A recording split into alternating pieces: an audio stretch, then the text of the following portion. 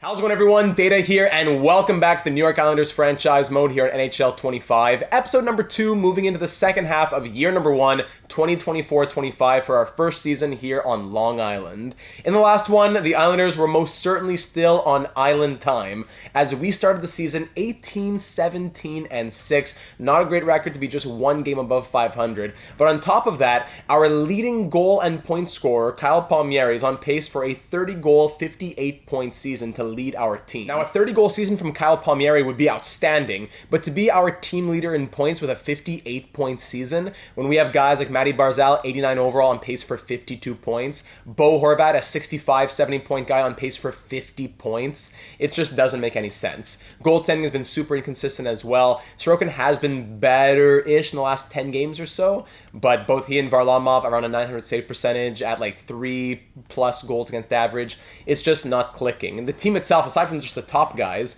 the team itself, if you look at the team stats, yes, we're 2 points out of a playoff spot right now with a couple games in hand. It's not necessarily a lost season, but we look at how things are trending. 2.8 goals for, 3.17 goals against per game, power play at 11.2%, third worst in the NHL, penalty kill 79.8 in the bottom 10 of the NHL. We're not trending towards the playoffs. So in the last one, the AGMs had a lot of comments. I'll get to them in a moment. There's definitely a few ways we can take things right now. As some comments said, hey, listen, we're 2 points back to the playoffs. We have 2 games in hand. Let's try and go for the playoffs and just see what happens. Other comments saying, it's not looking great. Let's start something called a soft sell. Let's move a couple players, recoup a few picks. Let's set the table for 2025-26. And still other comments saying, blow it up as much as we can with our trade constraints. Blow it up, especially with the trade chip that we have. If we look at our trade value, not only is he our highest value piece, but pretty much our only one without any restrictions. Noah Dobson, that trade value would bring back quite a haul. Now, I did a little bit of experimentation. We talked about it in the Discord server. We had some long discussions. We could do a deal with Buffalo where we add picks, actually, which I don't want to do, but we would add picks. We could get Bowen Byram and Jack Quinn back. We could do a deal with LA where we're taking back Trevor Moore, Jordan Spence, even a prospect. We could even just go full prospects to Nashville and take back Sveshkov and Kemmel. There's a few ways we can go with it, but we need to keep in mind that a top pair right-handed defenseman comes at a premium in the National Hockey League. That premium shouldn't be that he's the highest paid player in the entire league, that he wants 8x14. That's ridiculous. But we do have him for 1 more year at RFA eligibility. So worst case, we could keep him for another year and just kind of kick this can down the road. Sell other pieces, see what happens in 2025-26. And if we have to trade him, then fine. We're not signing him for $14 million. But if we could get him for 1 by 8 point something, even then, look how low his interest is. We would need to sign him for 1 year at, even then. We only have $14.5 million, and he would want to take 1 year, he wants 1 year, $10 million plus. Even this wouldn't work, so we have to qualify him. We'd have to leave him unsigned and qualify him. Or we could go 4 years. He wants 4 years at 10.7. If we added a no-move clause, and if we went 4 years at somewhere in the 9s, maybe we could do that, but I'm just kind of talking out loud here. What I'm trying to say is we're not giving him a long-term extension now, which means either we'll sign him next year or we'll trade him next year. But I don't think we want to move him right now. As tempting as those offers would be, like a Byram and a Quinn, a top pair right-handed defenseman is really difficult to get. Pulock could fill that role for a year, maybe 2 or 3 years, but we have no one else in our system. Dobson at 25 can fill that role for the next decade. So if we can get him for the right price, we want to keep him. If not, then we'll trade him. But that will be impossible to know for right now. So as of now, we're at the halfway point, on pace to go 36, 34, and 12, and trending to miss the playoffs. Would it make sense to say, hey, we're only 1 sniper away, try and go and get 1 player, maybe fix up the coach, something? Would it make sense? Maybe. But I feel like that's a move that you would make if you're on the hot seat and you know this is your last chance. We inherited this team and we inherited its problems, its restrictions, everything. We're not going to call it a lost season, but if it does end up turning into a stepping stone towards competing in 2025-26, once there's a little less money to Nelson and Palmieri, more maneuverability with contracts as Varlamov and Pelech become tradable, etc., I don't mind that. If this is a season that must set the table for year 2 because of the issues that we inherited, that's okay. I'm not going to call it a lost season. I'm not going to throw in the towel just yet, but let's move into the second half with that understanding. We can be players in free agency. We can have a good draft pick. I I think 2025-26 will be an exciting season. I'm not throwing in the towel here just yet, but I wouldn't mind what some of the comments I'm about to read say and define as a soft sell. A couple players to the right location for the right things according to their trade restrictions, get back the right pieces in smart hockey trades, and let's see where the second half of this season takes us. So having told you where I'm at in my thinking, let's dive into the comments from the AGMs left in the last one, and we'll start off with Cheating Heel, who said, I wasn't expecting this team to be at the top of the league, but this is quite painful to watch. I think a major move is warranted here, and I think we have to throw our coach under the bus right away and just give one of the associates the interim tag while we wait to revisit this in the offseason. The only other option would be to do a yard sale at the deadline where everything must go. We could explore trading someone like Pajot to alleviate cap space issues, and maybe give a roster spot to Liam Foudy in the hopes that he grows. Both he and Oliver Wahlstrom down in the AHL, maybe give them chances to see if they'd be parts of the mid to long-term solution, or if we're better off throwing in the towel with these two. I don't think it's realistic to trade Sorokin, neither can we unless he waives his no movement clause, but maybe we trade Varlamov if he has any value. He also has a no trade clause this season, but next year we could do that. Goalies are voodoo anyways, so may as well go for the 70 overall guy, absolutely. That's why we've been talking about signing Yaroslav Halak, bringing him back to Long Island. We'll definitely consider it as he's an 80 overall free agent. Cheating Heel wouldn't mind a trade that brings in Fabian Lysell from Boston as well. The Bruins IRL don't look like they're giving him a chance, and he did quite well when we had him previously in our San Francisco Starfleet expansion series in NHL 24. If we're going to keep losing, I'd prefer to have someone like him developing in our top 9 versus having Pajot or Palmieri, really. A few ideas as well if we're looking at getting prospects, as the Hurricanes, Predators, and Jets all have some ideas. Cheating Heel says, I'm not sure I'd blow it all up right away, but my list would definitely be, number 1, coaching change. Number 2, get one of Lysell, Sveshkov, Lucius, one of those guys, play them right away. Number 3, find ice time for Wahlstrom and Foudy so we can decide what to do with them next offseason. And then lastly, trade at least one of the $4 million+ contracts at or prior to the deadline, especially if it's a contract on its last year. With that kind of performance, I'm in no rush to bring any of these players back. Also, just for kicks, see what kind of offers we would receive if we put Noah Dobson on the trade finder. I already did and we got nothing, unfortunately. It's just too much trade value for the AI to reconcile. This is only the beginning of the pain, but it only means that it'll be that much more satisfying when we finally raise the cup. Thank you for all those thoughts, Cheating Heel. I agree that the coach would have to change. Yeah, I'm not talking about the whole staff, just the coach would have to change. In the real world, after a start like that, even though it will very likely hurt our team to have a B-rated head coach instead of an A-rated head coach, number 1, it's just for interim, and number 2, I just can't see a storyline where this guy gets to keep his job after that abysmal start to the year. So honestly, I'm going to go ahead and do it right now. Tim Hale, bye-bye, fired. It also helps if we are kind of gearing towards let's have a better draft pick. So we're going to fire him. Donovan can get promoted to interim head coach. Maybe can be the associate. And I don't know, this guy Selleck? Why not? Selleck can be promoted to NHL assistant for now. And we'll see what happens. And then AHL, whatever.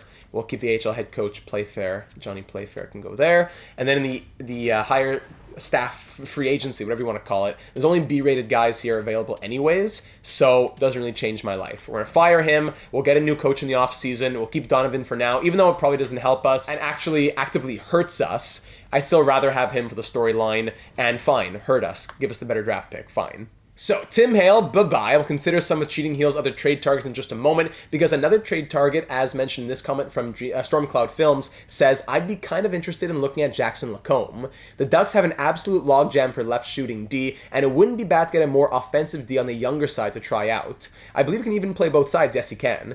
As for value to give back, Anaheim doesn't have a lot of right-handed D, but I kind of doubt they'd be too interested in a guy like Scott Mayfield, so I'm not sure what we would send them. Just something to consider, and I appreciate that. Looking forward to the next episode. Thank you, Stormcloud Films. We'll watch list Lacombe as well as the other prospects that have been mentioned, and we'll summarize everything in a moment. Moving on to the next comment from JJ Canyon, who said, great first step data. While there's definitely a path to the playoffs, so I don't think you should fire Sale. Clearly a team with Kyle Palmieri leading their team in points is not going to do anything in the postseason, so I would soft sell. Maybe the biggest piece to go is a guy like Nelson, but even then, he doesn't want an unreasonable contract extension, and I think it's only worth to give him up for a young NHL-ready sniper. Speaking of snipers, I would definitely think you should bring up Wahlstrom just to give him a look as a shooter, if he's putting up decent AHL stats, but even regardless, we want to see if he'll be a part of the future, like we mentioned earlier. Maybe the biggest piece to go is a guy like Nelson, but even then, he doesn't want an unreasonable contract negotiation, and I think it's it's only worth to give him up for a young NHL-ready sniper. Speaking of snipers, I definitely think you should bring up Oliver Wahlstrom just to give him a look as a shooter, and if we want to decide when Cole Eiserman's, quote, NCAA season ends, bring him up to be a shooter, which would likely be around, like, April, I suppose. I wouldn't go crazy trading for a really good sniper, because I don't think that that's all this team needs, and I didn't really see anyone that caught my eye on the trade block, but I would look for a young guy, buy low candidate, one of those types of players. The last thing this team needs is to get older. One guy that comes to mind maybe would be Alex Holtz in Vegas. My final thought is a decision is going to have to be made about Noah Dobson. The money is one thing, but he has a different chemistry than Pelech, and Romanov. When we finally have our head coach, whoever that is, are those three going because we want someone to fit Dobson, or is Dobson going because those three have their fit with the coach? Very good question to keep in mind. Keep up the good work, Data. Thank you, JJ. All great thoughts. I appreciate that, especially the ideas about the soft sell. I think that's where I'm leaning. And speaking of the possibility of bringing in a younger sniper, just to mention, Green Pug Gaming's comment did throw out the idea of Nicholas Robertson, so we'll throw him on the watch list as well. So as always, there are a ton of other great comments that really went in-depth into the team, long discussions in the Discord server as well. I can't always read through all of those or else I'll feel like I'm reading through the minutes of a meeting, but you know that I always reply to each and every one of them, and they're all being taken into my consideration when I say what I'm about to say. So first things first, let's look at the players who we watch listed from some of those suggestions left by the AGMs. So these players, including Shane Pinto, who was brought up by a comment previously by James before the series started even. I was keeping him in mind from the Senators. If we did a Pajot swap, maybe something like that. But these are the players who we're looking at this point in time. Some more prospect-oriented, if we're going to be moving out bigger value, and others in the more could help right now, but more will be helpful in the future category as well. Fabian Lysell, Nick Robertson, guys like that. Like Nick Robertson, he's playing like fourth line minutes probably, 9.55 per night, 4 goals on the season. This is a shame. This is a real shame that Nicholas Robertson's getting buried like this. But at the same time, he's an 82 overall 23-year-old, so do we really see him becoming a staple in our top 6? Or even our middle 6? I don't know. Here's the deal that I'm thinking about, because what I want to do first and foremost is free up money, and I want to set the table as well as possible for year number 2, 2025-26. So in discussions with the AGMs and doing my own pre-scouting, my own soul searching, this is the idea that I've come to. As of right now, if we look at, actually just keep it to the whole team, Jean-Gabriel Pajot, JG Pajot, making $5 million, 32 years old, 82 overall, signed on for this year and next year at $5 million. He is a great middle 6 center. He is a solid man on the faceoff dot, 4-star defense, and currently on pace, he has 22 assists. He's on pace for a 44 assist season, on pace for almost 50 points. He's one of our team leaders. He carries a lot of value for a team that is pushing for the playoffs, and at the same time, when we look at his tradable team list, we see one that might really make a lot of sense, and I'll tell you why in just a moment. When we trade out these players, like a Jean-Gabriel Pajot, they need to be going, and he's going to be packaged with somebody else, they likely need to be going to a team that is giving us a bad contract back. So when you think about all the bad contracts around the NHL, I think one thing that really stands out to me, unfortunately, is the Montreal Canadiens. Now, the Canadiens are 26, 12, and 2. I believe they sit second in the NHL right now. They're on pace for well over 50 wins, but they do have some terrible contracts on their team. They have 3 really bad ones in Brendan Gallagher, Josh Anderson, and Christian Dvorak. Dvorak is on an expiring contract, while Anderson and Gallagher still have 2 more years on their contracts. So if we were going to acquire a bad contract from the Canadiens, I don't think Dvorak would make as much sense for them, but Anderson with 2 more years after this one at $5.5 million, and Gallagher at $6.5, they would want to shed that number. Now, Brendan Gallagher, yes, he's making $1 million more than Anderson, but I don't think the Canadiens would move him if they had a choice between Gallagher or Anderson. Such a huge part of the organization, a leader and everything about him. I think they'd prefer to keep him if possible and move out Josh Anderson. So if Josh Anderson would be able to be moved, and he does have an openness to come to the New York Islanders with his modified no-trade clause, if we could pick up Josh Anderson, but in turn, we move Jean-Gabriel Pajot, who is also open to going to the Montreal Canadiens, that's what's so difficult about these trades. You could say, yes, we should trade him to Ottawa for a Shane Pinto deal or something, but hey, he doesn't want to go to Ottawa. We have to find the right teams that they want to get traded to, the right organizational makeups, the right salary cap situations. It's not easy to find a partner. So if we say, we'll trade you JG Pajot, who you'll have as a good French-Canadian veteran for your playoff push, you know that everyone loves that on St. Catherine Street, you have to save $500K for 2 more years on between the 2 players, and you get 5.5 off the books for that 3rd year, and in exchange for me giving you the better player at the better cost and all that stuff, the better production and everything, you're going to also take the contract of Pierre Engvall, a player who's also open to going to the Montreal Canadiens. So to find a team that wants Engvall, and Engvall is open to be traded to, and again, the cap situation, the organizational situation, they'll take Engvall for 5 more years after this one, but they can use him in a bottom 6 role at $3 million. So for right now, the Montreal Canadiens are going to be paying, in the end, $2.5 million more. They get the better players, they're on a playoff push and everything. But come 3 years from now when Pajot is gone, they'll still be saving $2.5 million by keeping Engvall instead of having Anderson. And then for that 5th, 6th season, they're just paying the $3 million on Engvall. So yes, it's going to hurt them a little bit down the road, but for right now, this is a very good deal for Montreal Canadiens, getting Anderson off the books and getting to bring in Pajot, a ton of value in a French-Canadian veteran who's on a 44 assist pace. He's open to coming. They're on a winning pace. They're the second best team in the NHL right now. We'll take Josh Anderson. I think we could also get a draft pick out of this as well. I think that would make sense. So I think a second might get this done. So Pajot, all I have to say, Pajot and Engvall, in a soft sell move to the Canadiens, we take back Josh Anderson, who can play in our bottom 6 or whatever else. His contract will expire in a couple of years. And a second-round pick, the Penguins' second-round pick that they got in the Carlson 3-team swap. And we'll just move on. Pajot's going to find a good home, freeing up $2.5 million for the next 2 seasons, which is very hard to do with this current contract situation. So it might not be the perfect trade, but with all the circumstances surrounding it, I think this is what works best. So the Canadiens rejected for a second from the Penguins. Would they do it for a second of their own 2025 second, as that should be a very late pick if they're going to be one of the top 3 teams in the league. And they would do it. Okay! Trade accepted on behalf of the Montreal Canadiens organization. I accept your trade offer. We'll see you out on the ice. Okay, I think that's a win-win for everybody. Josh Anderson and a second-round pick coming to Long Island in exchange for J.G. Pajot and Pierre Engvall, 2 players who had modified no-trade clauses, especially Pajot, who's been a big piece here on Long Island, but we capitalize on his value. We send him to a team that makes 100% sense that he would want to go to with the geographical location and the organizational makeup. We take back a bad contract. We get a draft pick. I think everybody wins this one.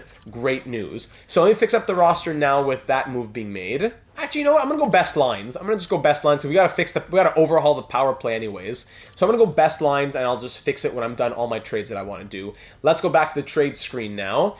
And I was thinking of all the other players that we had watch listed. Let's just go back to the watch list quickly. I would love to get all of these players. We know we can't do that. If the trade value that we have to play with right now is like, I don't know, maybe Saiplikov, maybe Holmstrom, there's not a lot that we can do. I don't think a lot of teams would be wanting 2 bottom 6 forwards for a prospect, even as much as that prospect is a trade candidate, 75 overall, 21 years old, whatever it might be. So Jackson Lacombe coming in is definitely an idea. If we want to make that trade with Anaheim, what would they say to that? They don't even want Holmstrom, so yeah, it would take picks to get this done, and I'm not sure I want to do that right now, like just yet, right? So we made one trade.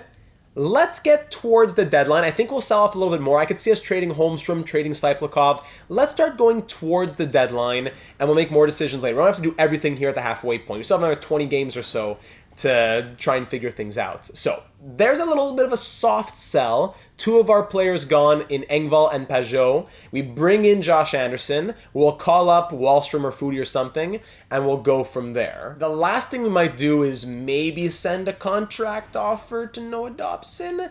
I'd be curious. Like, I'm not going to go heavy just yet, but if he would do 4 years with, let's say, a no-move clause, or even, let's say, a very good modified no-trade clause. Like, let's say a 90%. Can we go to 90%, I think? Yeah, 29-team no-trade list. 90% modified no-trade clause. 4 years. And if he would do... I don't want to go too high just yet. Let's say 8.85 for 4 years. And we'll see what he thinks about that. If the choices are between 1 year, $8 million, and 4 years, $10.5 million, then okay, we'll do 1 year, $8 million. But if you would do 4 years at 8.85 with these trade constraints added to it, you know what? Let's, maybe even 8.75 just to see what would happen. Let's just see what the message is. Does he hate the organization? Does he hate the taxes? Let's just lowball him a little bit. Not a huge lowball, but let's lowball him a little bit and see what he comes back with. What is the message, the rejection message that he's giving us? Or is he happy to resign? So let's just send that to Noah Dobson. Let's advance a couple days. And we'll go ahead and see if he has an answer for us. So we'll advance towards the game against Utah. And Arbor Xhekaj on waivers? We were just talking about Jackson Lacombe as a defenseman. Let's bring in Arbor Xhekaj. So the Canadians, so high top 6D, 79 overall, 23 years of age, 4.5-star physical, 3-star defense. Yes, please. Arbor Xhekaj, so I guess the Canadians bringing in Pajot and Engvall forced them to do that. But I'm surprised. Why wouldn't you put someone like Engvall on waivers first? But hey, the Canadians did that. I was honest. I didn't mean to do it. The Canadians won both those players. They did that trade. They're happy to do it. So yes, I will claim Arbor Xhekaj. If we don't, someone else will. That's for sure. 2 years at $1.3 million. Welcome to Long Island, Arbor Xhekaj. How about that? So imagine, even if you want to take away the waivers, we can just say that we got Xhekaj, a second, and Josh Anderson. Should we trade the Canadians a second for a third? I don't know. I still think it's fair. It was made in honest good faith. So I'm going to continue like that. Any answer from Noah Dobson? No, not yet. So let me go ahead and fix up the lines for this game against Utah, and we'll get started on the second half of this season. Now with Arbor Xhekaj in our lineup, or at least as 7th defenseman. Josh Anderson in as well, and we'll call up somebody, and I don't know, Fashion's going to stay as a healthy scratch. McLean, 75 overall, Kyle McLean. I know we want to make Kyle McLean work, but the guy's a 75 overall. I don't know. Let me try and work something out. Okay, and there we go for the time being, moving into the second half of the season. With the new coach as well, Nelson, Barzal, and Horvat still get the +5 on the first line. Palmieri, Lee, Duclair second line with no chemistry. Cyplukov, Cizikas, and now we'll try Oliver Wahlstrom, 76 overall, 24 years of age, former 11th overall pick in 2018. If he's ever going to do anything, now's the time as a third line. We'll give him some second unit power play time. Now is your time, Oliver. On the fourth line, Gauthier with McLean and Josh Anderson, who will move around the bottom 6, maybe some penalty kill. We'll see what happens with Josh Anderson. We don't have a ton of stock committed to him, so if he gets buried in the lineup a little bit, it's not the end of the world. And on defense now with the new coach, Pelech and Dobson together does get a +1. So let's try that. Romanov, Pelech can play together, and Boldzuk with Mayfield as always. But if we need to take somebody out here, +4, +2, okay. It'll definitely be Arbor Xhekaj who comes in. We want to see a little bit of him. Could he be a part of this future? Could he be a third pair guy for the next 5+ years? I don't know. But that really fell in my lap out of nowhere. So, all right. Holmstrom, healthy scratch. Sorokin, Varlamov. Okay, so moving into the second half now, we'll wait and see what Dobson says about his trade. We also wanted to sign, we had said, Yaroslav Halak from free agency as a third goalie, so he can go on a run and win the Vezina now. Because as we always know in EA, the lower overall goalie, the better the performance. So I'm just going to go ahead and straight up offer a contract. Don't got to negotiate or anything. 1 year, league minimum. That should be fine enough to get him signed on automatically. I'll get back to you tonight. Okay, you've been unemployed until January, but you'll get back to me tonight. Halak, who is now 39 years of age, playing with the Islanders from, what was it? It was 2014-15 to 2017-18. So yeah, he played quite a few games as an Islander. He had some very solid seasons as well. Very solid numbers for a 1B kind of guy. So Yaroslav Halak, if he can come back as a veteran third goalie, that would be very nice. So we can put him in sometimes when our 90 overall is failing. And let's sim this first game of the second half here in Utah, facing the Utah Hockey Club for the second half of our first season. Utah up 2-0 after 20. Of course, Sorokin allows 2 goals on 10 shots. Second period, 3-2, okay. Mayfield and Duclair. Duclair is, I think, his 10th goal of the season. A couple power play goals on each side there. Down by 1 here in the third period. Matty Barzal with his 7th goal of the season to tie it. Power play Islanders. Killed off by Utah. All right, at least we're in this game. Even if we lose, at least we're in it. We want to be in these games. Brock Nelson puts us up 4-3. Utah power play now. That's killed off. Well, 1-goal lead with a 2-goal third period for us. 5 minutes to go. Hang on tight. Sorokin woke up a little bit since that first period, and we'll hang on for a 4-3 victory. Shots end 34-31 for Utah, but we take it by 1. Barzal, goal and assist. Nelson, a goal. And Varlamov actually 15 saves. So did Sorokin get pulled? Is that what it was? Let me see here. Sorokin allows 3 goals on 19 shots, gets pulled, and Varlamov makes 15 saves to get himself the win. Love that. Okay, so there's a victory. At least there's something to be happy about. I just want to sim to the next day because I just want to see what Dobson has to say about the contract offer. I reject your offer. The salary you have communicated. So it's the salary. Nothing about the taxes. I know what? Roster spots? Really? I'll just trade somebody away. Didn't realize that. My apologies. Let me just go ahead and trade Gatcombe and Hogberg. Philadelphia for a 7th in 2025. No, so we'll swap 7ths in 2025. Yes, we'll swap 7ths to get that done. Trading sub, thank you very much. So that frees up a couple of contract spots for Yaroslav Halak. And good news about Dobson is that he's rejecting because of the dollar amount, not the taxes, not the area, the organization, blah, blah, blah. So let's try it again for Yaroslav Halak. League minimum. There you go. I accept your offer. Straight up. Thank you, Yaroslav. Welcome back to Long Island. Yaroslav Halak back in the organization. Beautiful. Now, if I go to contracts about Noah Dobson, do we re-examine the one-year offer, or do we just wait for the off-season? Ooh, whoa, whoa, whoa, whoa! Now things have changed. Hold on. Before we wanted 2 years at, was it 9.7? 1 year, 11.25? Was he offended? What did I do wrong? What did I do wrong? Oh, come on. Now for 8 years, yeah, 17 million for 8 years now. Yeah, that makes a lot of sense. So, fine, we'll do what we were going to do anyways. Whether he wants 11 million or 90 million, we're going to qualify him and figure him out in the offseason. What a joke. So, the lineup is set. We have Halak in as third goalie. Let's get some calendar simulation done towards the deadline so that we can make further decisions if necessary, at least towards the All-Star break or something. So here we go. 4-3 win to start off the post-Pajot and Engvall era. 3-2 win, 3-2 loss, so 2-1 in those first 3 games. All right. The 18, 26, and something San Jose Sharks shut us out 6-0. Beautiful. And then a 5-3 loss. Okay, so now's the time when Halak's going to come in. Halak, now's your time to shine. Sorokin down to 901 save percentage, 3.1 goals against average. All right, so Yaroslav Halak is going to come in to start the next, 10 games. I don't care. Saiplikov, what are you up to the last 5 games? Anything negative 15? This guy kills me. It's ridiculous how he's been shafted by EA. Last 10 games. 7 points his last 10 games, actually. And Josh Anderson, since he came here to Long Island, 5 games, negative 3. Great. And Oliver Wahlstrom, what's he up to? 5 games, negative 2. Okay. Duclair, okay. Duclair, third line with Saiplikov. You know what? No. Third line with Anderson. Third line here. Saiplikov, McLean, Gauthier, Anderson, Cizikas, Duclair, Wahlstrom, Lee, Palmieri. Let's go crazy. If they're ever... And McLean, I might even call up... You know what? No. Yes. Yes.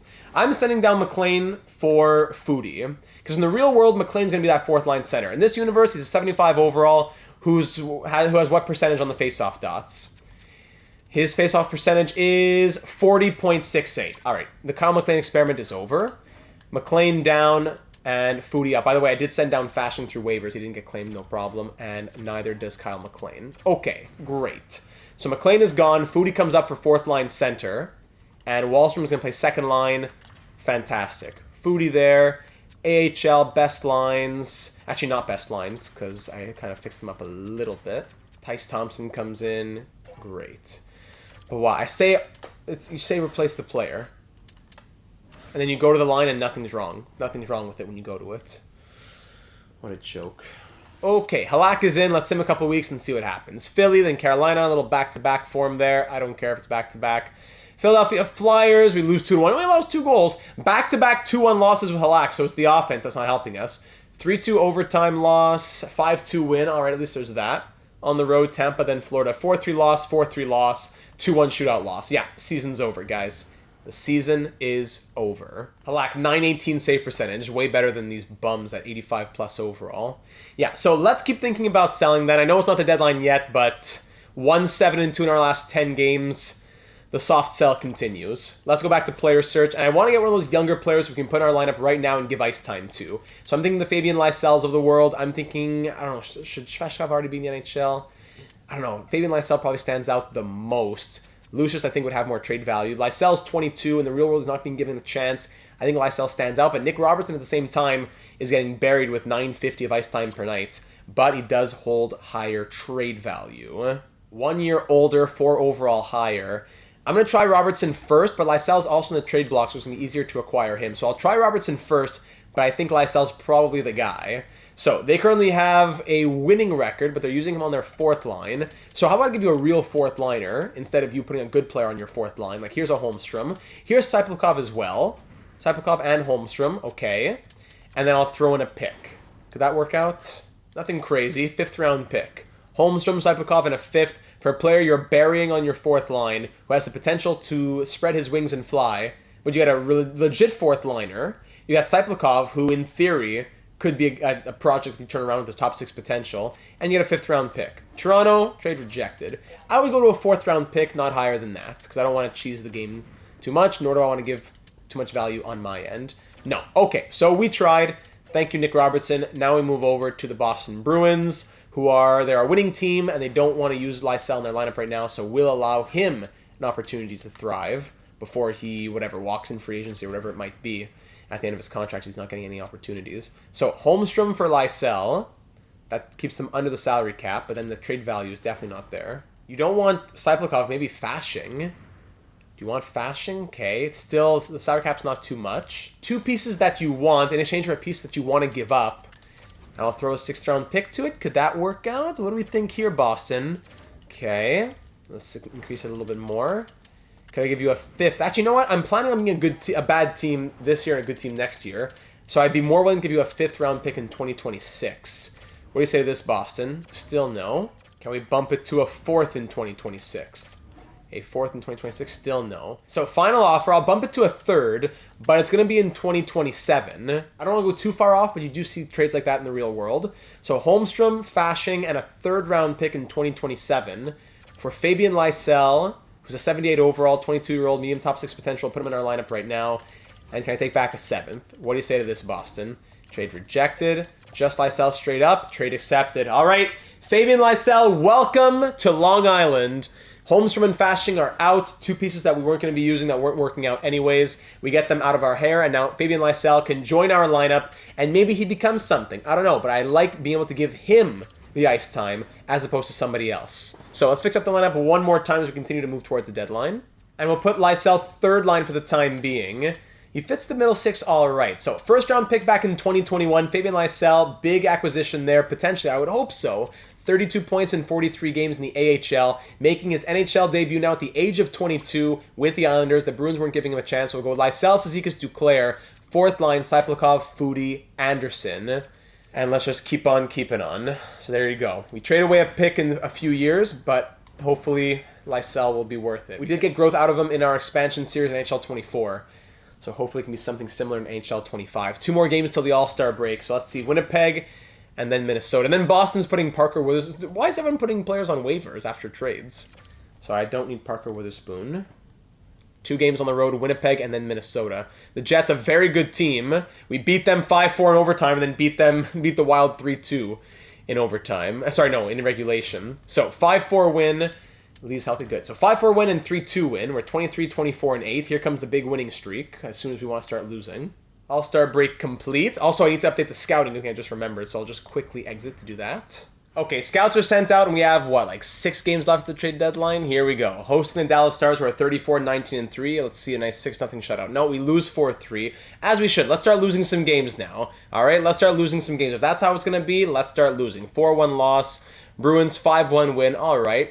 Nashville Predators, let's see what happens here as we have a home game, 1-0 loss, and a couple games before the deadline. Last couple, let's get through this. 3-2 win and a 2-1 loss. So we're 25, 28, and 8 at the deadline. And I would love to see the points here. Oh my goodness. 44 points from Brock Nelson to lead the team right now. Sad. Kyle Palmieri, 1 goal in the last 20 games. Wow. Wow. 1 goal last 20. Here are the game logs for Kyle Palmieri. 0s. Crazy. Okay, whatever though. It's why bother getting upset about. Cyplikov still at -16. Somehow he has the worst plus-minus in the entire team by miles. 5 points in the last 10 games for him. Josh Anderson, what's he up to here with us? 3 points, -6 in 20 games. Yep. That's nice. How about, sorry, hold on. Oliver Wahlstrom, 2 goals, 3 points, playing 14 minutes a night. 3 points in 20 games. Lysell, 3 assists in 8 games. Foudy, 2 points in 15 games. Goaltending, Halak, 927 save percentage and 2.45 goals against average. 80 overall, 39-year-old Halak. Meanwhile, 85 overall Varlamov looks like this, and 90 overall Sorokin looks like that.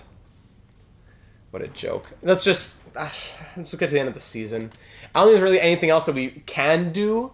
Even if we wanted to keep on selling, I don't think we really can sell anything else. Holmstrom, maybe Cyplikov, but that would be it. And even for what? I don't know. Eiserman's up to a 78 overall. Maybe we can call him up in April. Lysell's up to a 79 now. That's nice. But aside from that, maybe Cyplikov. I don't know. We don't need to be forced about that. Whatever. I just gotta accept what it is. We did the soft sell. Nothing turned around, and we gotta be okay with that. Just looking at extension possibilities here as well for Alex Romanov. We were talking about Dobson heavily, but Romanov's one of those guys as well. 4 or 5 years. Yeah, he seems pretty interested in that 5-year one. So if we do 5 years, and we give him maybe, I don't want anything too crazy, but modified no trade. Let's give him an 8-team no trade list. And let's bring down the money a little bit. How low can we bring the money before he would like really not be interested? We probably get to like 3.75. 5 years at 3.75 for an average second pair D, who's like an 83 overall. Yeah, I think that's fine. 5 by 3.75, that's pretty fair. Especially with a little bit of trade protection. Yeah, let's offer him that. Alex Romanov, 5 by 3.75. An upgrade from 2.5 million, and for an 83 overall, who's probably not going to be much more than that, I think that's a fair number. And then Kyle Palmieri, Brock Nelson. Palmieri he really wants 2 years. I don't really want to give him 2 years. We're going to wait a bit on Kyle Palmieri. It won't cost us too much, so we don't have to. And for Brock Nelson, who's currently making $6 million, he'd be looking at 5.5 for a 4-year deal. Ooh, 3 years, 2 years. No, so we'll wait on them as well. And for the lineup, this top line's been doing nothing, like, at all. So let's go really crazy and have the lines look like this. And there you go. Lysell, Barzal, Horvat with a +3. Palmieri, Nelson, Wallstrom +2. Foudy, Lee, Duclair, Cyplukov, Cizikas, Anderson. On defense, Pelech -7. Dobson -13 with the 5-star defenses. Yep, that's great. Pelech 5-star defense -7. Yep, that's great. So let's swap, I don't know, Romanov top pair, so I have Pelech and Pelech at a +5. Fine. Boldzuk and Mayfield. They've actually had the only ones with a positive +-, but I want to see some ice time for Arbor Jacki. So Jackie's going to come in and play with Boldzuk and get the +1 towards the end of the season-ish. Halak has been great. If we were pushing for a playoff spot, this would be the goaltending that we need. But of course, even with a .927 save percentage, nothing can save this team. So Sorokin can come back to start games. We'll put auto goalie rotate back on, and Halak will only play if there's an injury. But thank you, Yaroslav, for showing us that it's not just a goaltending issue.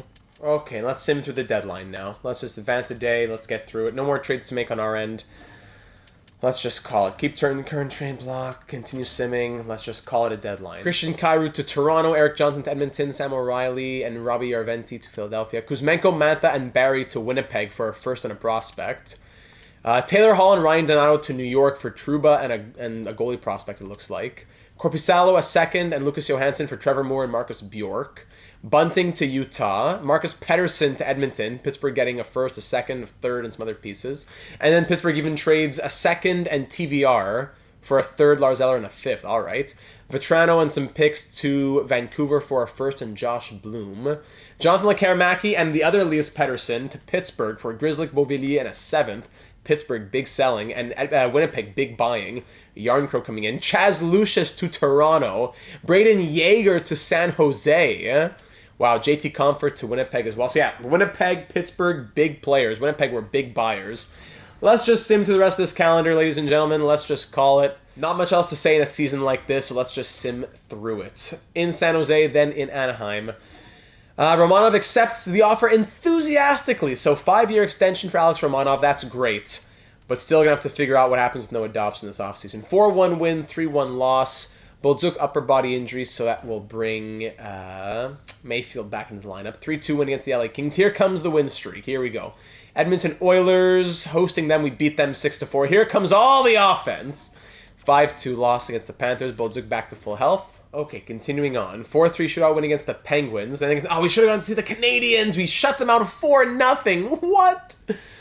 The Flames, we beat them 4-3 in overtime. We're now above 500, 31-30 and 8. 2-1 loss against the Blue Jackets, hosting the Canucks. Cizikas, okay, that's good. 6-4 win against Vancouver, 32-31 and 8. Let's get Isaiah George back in the AHL. Okay, back to it. Let's keep on simulating into the final games of the season. We should have gone to the Canadiens, though. I'm sorry about that. We could always also look in the game log if we had to. You know what? Let's look in the game log for the first time. Then we back-to-back shutout? No, not back-to-back. Sorry. Back-to-back weeks. Another 4-0 win, then a 6-1 loss. We're 33-32 and 8. Pretty much on the same pace as we were to start in the first half of the season. 7-3-0 in the last 10 games. And in the standings, we're 5 points back of a playoff spot. Not even that far out. That's crazy. So box scores. This will be the first time we do it in a franchise mode. It's one of the reasons we bought NHL 25, everybody. So you look at the month of April. What is it today? It's April 1st. Okay, so back into the month of March. I want to see the Canadiens game here against the...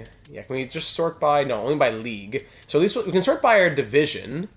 At least we can do that to take away a bit of the noise. But there's still a lot of teams. You can't sort by team, it looks like. Near the end, here it is. 4-0 against the Canadiens. All right, let's look at the box. That's actually the 3 stars. Varlamov, 33 save shutout. Dobson, a goal and an assist. Cizikas, 2 assists. We had 3 third-period goals.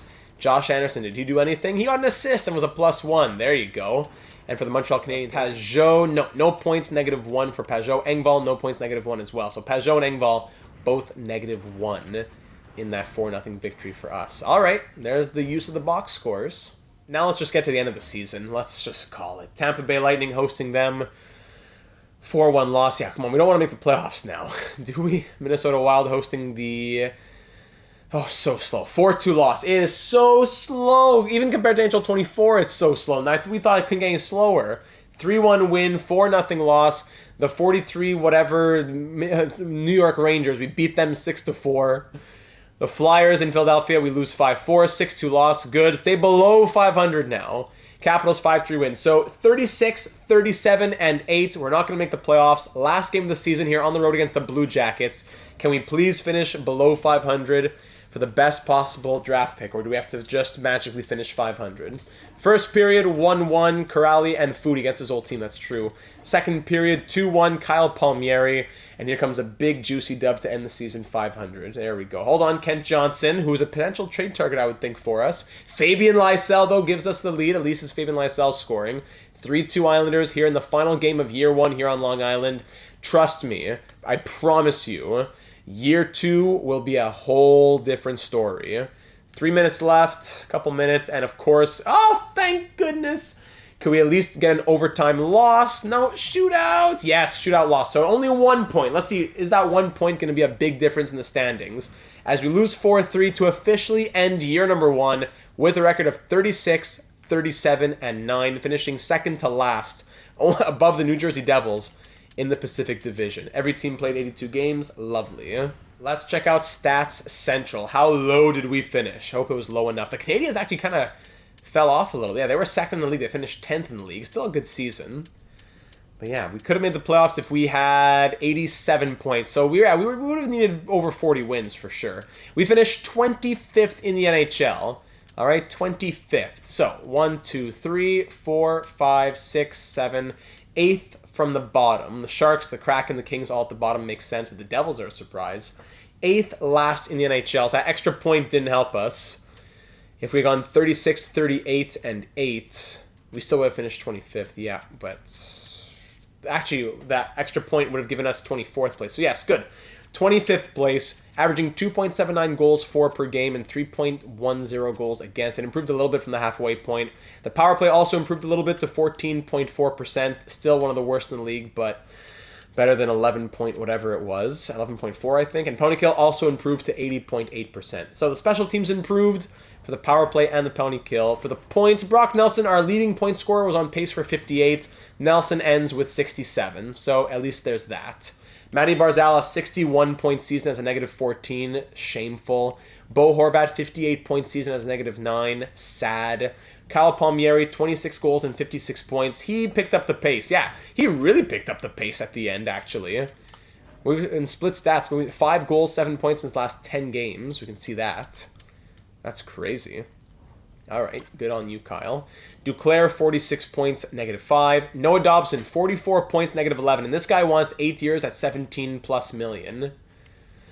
Casey Cizikas, 37. Cyplakov, 15 goals, 36 points. There's hope for Cyplakov. It's just he started at too low of an overall. That's the thing. There's still hope for Cyplakov, but not much.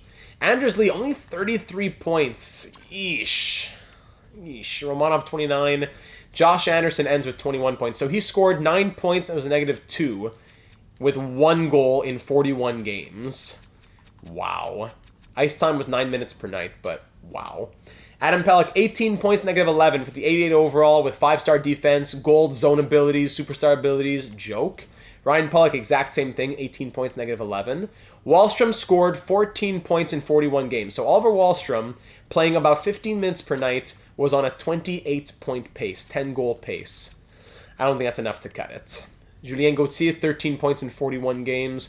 Bozuk, 12 points plus 11. Fabian Lysell, 12 points in 29 games. Not bad at all, actually. Over an 82-game season, that would be 34 points. 34 points from a 78, 79 overall is not bad. So hopefully we can get some more growth, and you would think he's a part of the middle six next season. So we saw some good things from Fabian Lysell, who averaged 15.5 minutes of ice time per night. Liam Foudy, 9 points in 36 games. 5 goals, 9 points. Not horrible from Liam Foudy. Mayfield, 8 points plus 5 in 52 games. Arbor Jacki, 6 assists and a plus 4 in 24 games played. I like that. Goaltending, Sorokin ends 25, 19, and 5. 3 shutouts, 905 save percentage, 3.04 goals against average. What a joke. What a sad excuse for a simulation. What a sad excuse. Varlamov, 7, 12, and 3 with 1 shutout, 899 save percentage, 3.35 goals against. While 80 overall, 39-year-old Yaroslav Halak goes 5, 8, and 2, has a 927 save percentage, and 2.45 goals against average. What a real sorry excuse of a simulation. In the entire league, Nathan MacKinnon, 66 goals and 136 points to probably win him the Hart, the Ted Lindsay, the Art Ross, the Maurice Richard, all that good stuff. A few 100-point scores in the NHL. Connor McDavid, lucky to hit 100 points in the simulation. Always difficult for that. Defenseman, McAvoy with 79 points. All right. And for goaltending, 48 wins from Georgiev with some solid numbers to boot. Peter Marachik, really? Peter Marachik, 39 wins, 913 save percentage for the Blackhawks. Okay. Anybody else really stand out here? Oof, Jussi Saros, 918 save percentage. Okay, that could be a Vezina for him. And for the rookie skaters in the NHL, it's Macklin Celebrini with a 62-point rookie season, Michkov with 54, Saiplikov third in rookie scoring. You know what? Better than Cutter Gauthier, who played 949 of ice time. I guess that's reflective of the real world. Lane Hudson, 21 points, negative 25. Crazy. And in the AHL, I know we could have called up Cole Eiserman for the last 10 games of the season or something, but I'd just rather him get first-line AHL minutes at this point because we didn't need him to come up. We had Lysell and Wallstrom getting ice time anyways. He scores 49 points, 22 goals in 70 games to tie for the team lead in points. Shows you how horrible the scoring was here as well. Mike Riley, 47 points in 58 games, 12 less games, and third in team scoring as a defenseman. Even Chalowski, 35 points. Crazy. And goaltending down in the AHL, yeah, Skarek did a lot, and he looked okay. Maybe he could be back up next season. I don't know.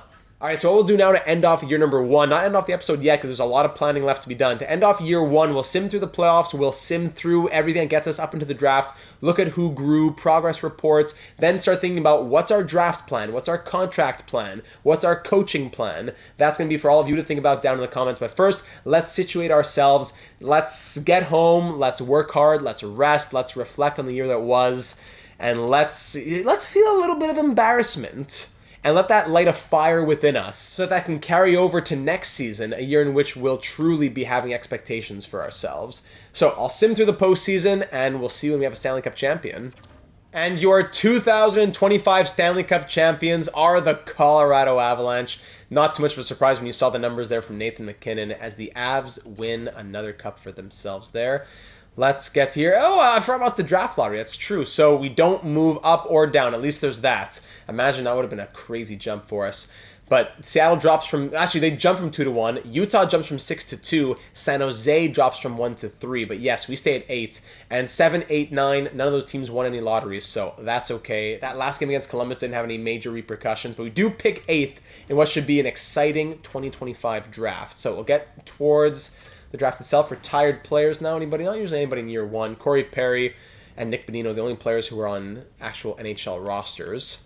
There you go. And for the goaltending, nobody there either. Okay, so no crazy retirements. All right, draft. I'm going to skip the draft interviews, pro scout, blah, blah, blah. And now here we are at the draft. So first things first, let's look at the offseason that was. Going to stats. I got to use the new configuration here. So the Avalanche beat the Rangers in 6 games for the 2025 Cup. It was the Avalanche and the Oilers in the Western Conference Final, and the Rangers and the Maple Leafs in the Eastern Conference Final. For the awards now, so Avalanche win their 2nd cup in 4 years. Another President's Trophy as well. Individual awards, Nathan MacKinnon, yeah, of course, Art Ross and Hart. James Norris to Cale Makar. Lady Bing to Mikko Rantanen. It's all Avalanche here. Calder goes to Celebrini. Conn Smythe to MacKinnon. Vezina to Georgiev. Jennings to Georgiev. Masterson to Parayko. Jack Adams to the coach of the Blue Jackets. Rob Thomas wins the Selke. Then MacKinnon wins the Ted Lindsay and the Maurice Richard. Any awards for us down in the AHL? No, a lot of Ryan Leonard down there. So now time to consider our 2025 offseason game plan. We can definitely have some conversations with players for offseason focus, which will boost some overalls. It is a bit cheese though, so I don't want to do it too crazy for too many players. Maybe do some sort of randomizer wheel or something to keep it fair. Let's start by overall, I suppose, and see who we got. So Barzal 89, yeah. Sorokin drops from a 90 to an 89, yeah, you would think. Pulock drops from an 87 to an 86, great. Palmieri grows to an 85, but that won't stick at 34 years of age. Nelson drops to an 85. Romanov grows to an 84, good. Saifikov grows to an 83, that would be great. If he could stick at an 83, that would be fantastic news. If we could actually use him as a middle six forward as an 83 overall, that would be really nice. What did he grow in? Good, okay. Shooting accuracy and power as well. Great. Okay, that's a very nice surprise. Very welcome surprise. Sezika's up to an 82. Anderson down to an 81.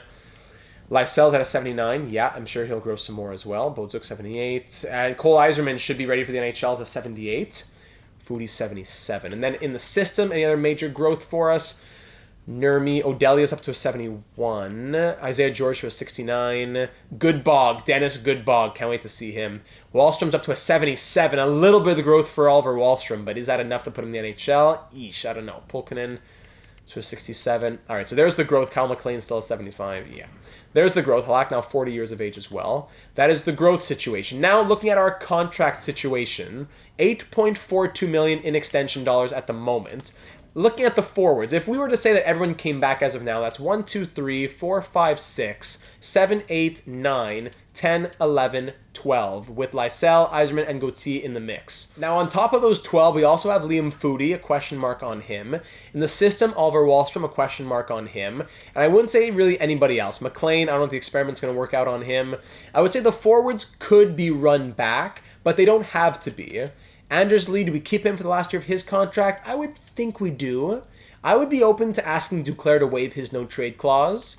Nelson, Palmieri, we could re-sign them, but who says we have to have them in the same role? You know what I'm saying? So we have 12 forwards, but not really placed in the right spot. Like when I think about who we have in the lineup, Cole Eiserman, Fabian Lysell, Saifikov, if he's an 83 overall, they can't be fourth liners. So already right now, if I'm thinking about who are the top 9 players on this team, 1, 2, 3, 4, 5, 6, 7, 8, 9, and Cole Eiserman, leaving Cizikas, Anderson, and probably Gauthier as the fourth liners. But I really want to consider an offseason move that brings in a top 6 forward. If we could bring in a top 6 forward, that would mean likely allowing Palmieri to walk, or asking Duclair to waive his no-trade clause, or trading Anders Lee here in his last season. It would mean something like that. Saifikov as well. He wanted 1 year, $1 million. Let me guess, now he wants a ton more. Now we can still do 1 year, $1 million on Saifikov. So next episode, do we... Yeah, and then if it's more than that, he wants way more. So 1 year, $1 million, but he would be expiring UFA. Or do we go to 2 years, 3 years, whatever it might be? Let's say he wanted 4 years with a no movement clause. We'd be looking at we could probably get 2.75 for 4 years with a no movement clause. But I don't know, just throwing things out there. So Saifikov need a contract as well.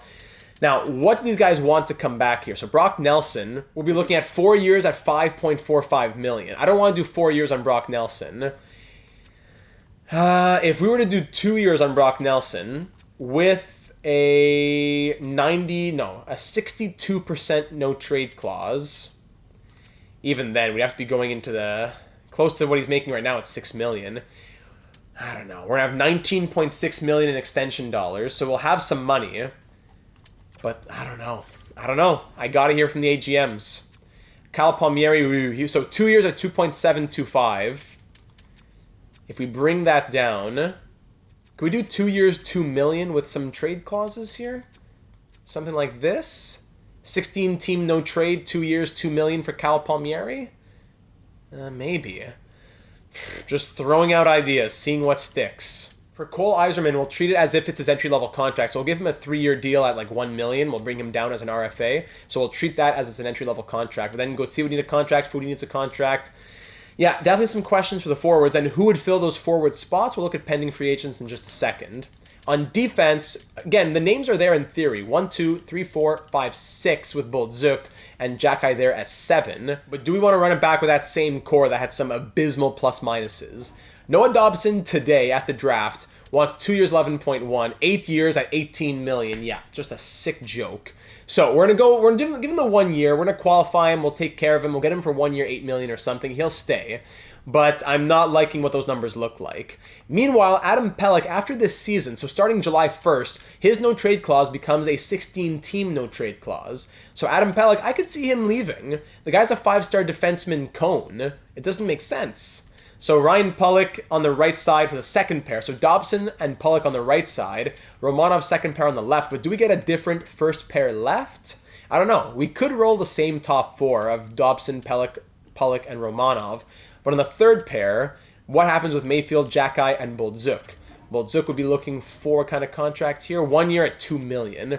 So him too, we're going to have to qualify and figure out. I see defensemen still get paid crazy dollars in NHL 25. And for the goaltending, Semyon Varlamov, his no-trade clause also becomes a modified no-trade clause on July 1st, 16-team. So I could see Varlamov being a guy who gets traded out if need be, but he is making only $2.75 million. It's not crazy. I'd ask Sorokin to waive his no-trade clause before I ask Varlamov, probably. But there you go. So that's how things shape up. If we're going to be bringing in a top 6 forward, let's consider who the pending UFAs might be. So UFAs, forwards, and sorting by overall. So Rantanen, of course, Marchand's are big guys. Kane, Nikolai Ehlers, I could see. Ben, Giroux, Brock, Besser, absolutely, we could see that happening. Duchesne, Mangiapane, Granlund. It falls off pretty quick in terms of guys that I want as a long-term top 6 forward. It falls off pretty quick. So I would say we're looking at acquiring the UFA rights at the draft, maybe, to Ehlers or Besser, and then giving them contracts, long-term contracts. Brock Besser, to play on the right side, we could have a line of Horvat, Barzal, and Besser. 87 overall, 27 goals this past season. Is he a real sniper, or is he a fake sniper? That's the thing. I want him to be a real sniper. And for Nikolai Ehlers, what did he do this season? 24 goals, 50 assists. So again, more of a playmaker. We need someone who can shoot in that top 6 a bit more. So Brock Besser is definitely on my radar. Oh, and for defense, if you're interested, Ekblad, Burns, Chikrin, Provorov, Pionk, there's some UFA defensemen. And for the goaltenders, might be UFAs, Shesterkin, Anderson, Georgiev. What were Shesterkin's numbers this season? It's a 92 overall. 916 save percentage, 2.74 goals against. Yeah, must be nice. So they're the potential UFAs, and Brock Besser definitely stands out to me, but the first line has to be better. That's why if we're thinking about off-season conversations, consider this in your suggestion. Who should we be talking to? It's a bit too easy to boost them in overall, but who deserves that boost? I really think Bo Horvat should be higher than an 87 overall, so I wouldn't mind talking to him to get him a little bit of a boost. Who else deserves that conversation? Maybe a Ryan Pulock, who's down to an 86? Anybody else? Anthony Duclair, who couldn't even hit 20 goals this season, I don't think. Saiplikov. I don't know. Who else deserves that conversation? Fabian Lysell to boost him up a little bit. Cole Iserman to get him ready for his first NHL season. I don't know. So think about that. Now, of course, the draft thoughts, looking at the draft board first and foremost, the draft picks we have available to us. And yes, Jacob Fowler's in this draft because of EA whatever with the created roster. So if we could draft Fowler and then flip him to the Canadiens for whatever pick it took to draft him, that would be nice. So keep that in mind.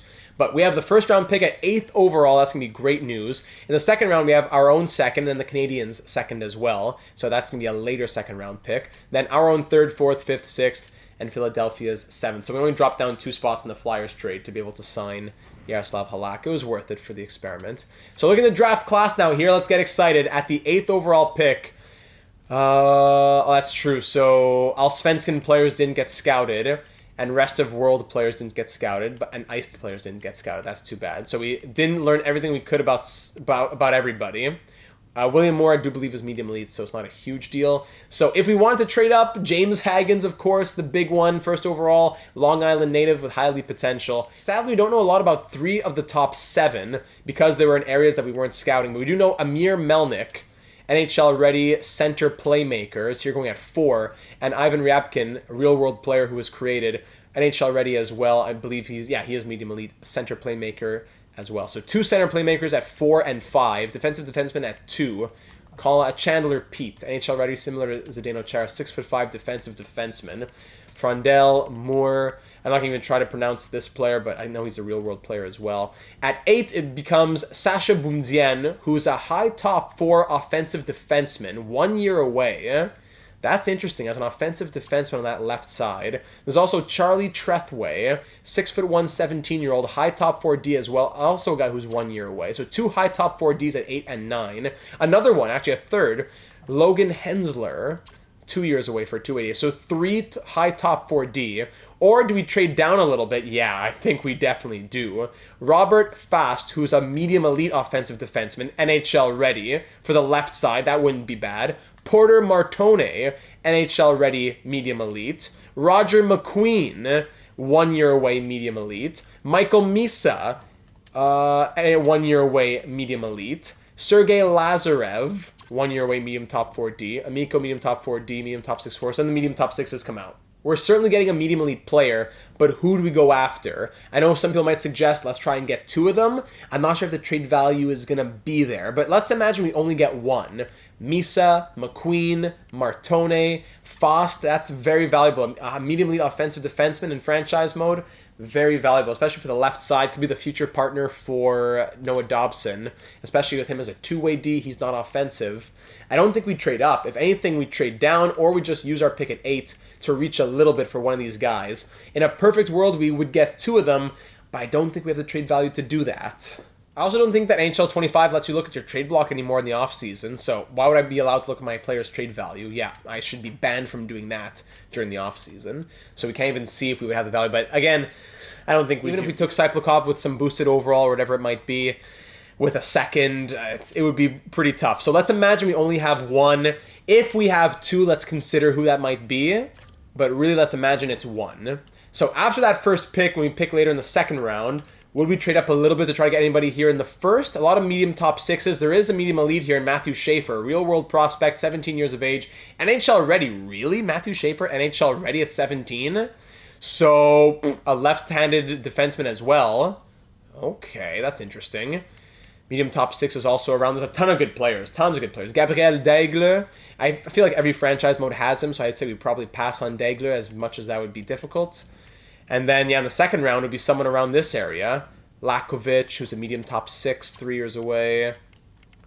And then a lot of top 9s, a lot of top 6Ds. I'm not going to try and pronounce this. 4 years away, medium top 4D. Haynes, Jonathan Haynes, medium top 6, 2 years away. Anyone else in the first round who's NHL ready or maybe 1 year away? 1 year away, Adam Benak, yeah, of course, medium top 6. Let me go back here, 2 years away. 1 year away to Lazarev. Yeah, so those top guys, everyone in the middle. So at least there's not a lot of, I don't think there's like any 3 year away guys in the first round. It's all like 2 year away guys. Sorting by potential now. Let's see what else we can find for the rest of this draft class. No guaranteed medium elites after Gabriel Daigle. I didn't do the best scouting in year 1 because I didn't want to go too heavy too quick. We have bad scouts. I kind of let the reports go a little by themselves at times. Some people were saying it wouldn't be realistic to rebuild this team too quickly with these later picks, and I agree. So we'll definitely find some gems, but I don't have the whole class fully uncovered. Some low elites I will definitely want to take a shot on. Yeah, all 3 of these low elites will be guys that we go after.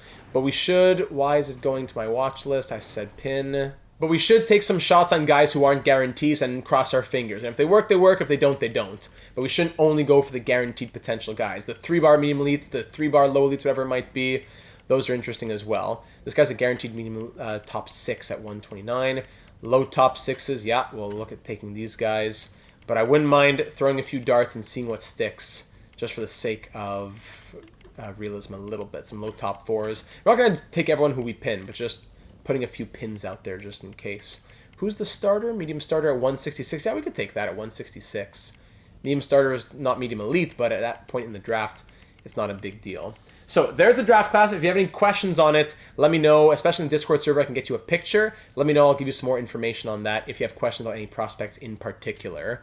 So I think that might about do it here. I know it's a bit of a longer episode. We have to get through what we're going to do for the second half of the season. Let's make some trades. Let's actually now get through the second half of the season It was a bust. Now here's our offseason plan. It's a lot in one episode. So again, typically I want it to be about 45, 50-minute episodes. It doesn't always get to be that. Hopefully we have a strong and very clear offseason ahead. The coaching staff as well. Don't forget we got to look at getting our new head coach. We can't, I can't do it until July 1st. So July 1st, we can't look at it until then.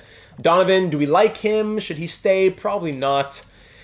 18, 20, and 3 in his time. Thank you for trying your best, Byron, but we'll get a better head coach. You can stay on the staff, but we got to get an actual A or higher rated head coach. That's what we'll do on July 1st.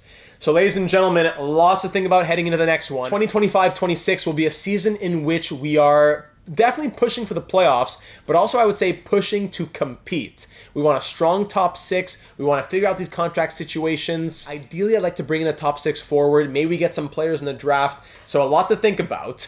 Contracts, free agency, draft. Contracts, free agency, draft. Lineup. Lots to get to, so I'll end it there. Leave all your thoughts down here on YouTube or over in the Discord server, link in the description as always. Leave a like to promote the series. Leave a comment as well, even if you don't have any suggestions about the offseason. What do you think about the second half of the season? Are we taking in the right direction? What do you think about those trades? And of course, subscribe if you haven't already to be made aware of all of our uploads here on the channel. Hit that bell to be notified when the uploads are coming your way, when the live streams are going up as well. In addition to our Islanders series, we're also finishing up our NHL 24 Coyotes series. We have our MLB The Show 24 Expo series, and our new live stream NHL 25 franchise mode series will be coming soon in addition to this franchise mode. So there's a lot going on the channel. We'd love to have you join the team and be that much stronger, especially when we have so much to think about of a community with you as a part of it. So please do consider doing that, and I'll leave you off there with enough to think about. Looking forward to reading all of your thoughts and seeing you once again in the next one when we will, again I'll say it, set the table for a much stronger year number 2, the first year in which I would say we're really going to put our stamp on the New York Islanders organization.